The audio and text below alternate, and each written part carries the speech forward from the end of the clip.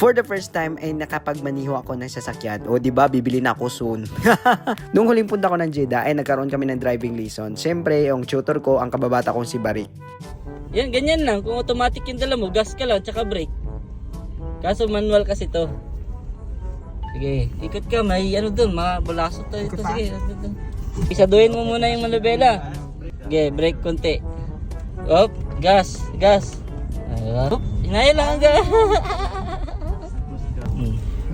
Wala na, kabalo na mag-drive. Sige.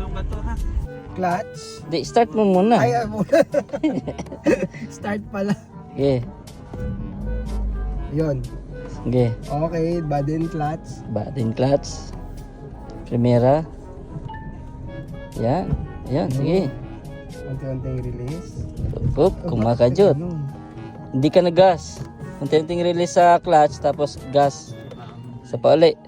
Matagal na talaga akong gustong matutong mag-drive kaya dahil plano ko kumuha ng lisensya, kumuha ng sasakyan. Ay! Kaya lang, yung mga kaibigan ko may mga sasakyan, lagi naman silang busy, wala silang time. Kaya nung napunta ko ng Jeddah na taon na may sasakyan yung kababata kong si Barik, siya na mismo nag-offer na magturo sa akin mag-drive. Ay, di ko na pinalagpas. Oy, nag-practice na ako agad. Hindi pa talaga ako marunong, kaya kailangan pa ng more practice. Dahil naniniwala ako sa kasabihan na practice makes perfect, but nobody's perfect. So why practice?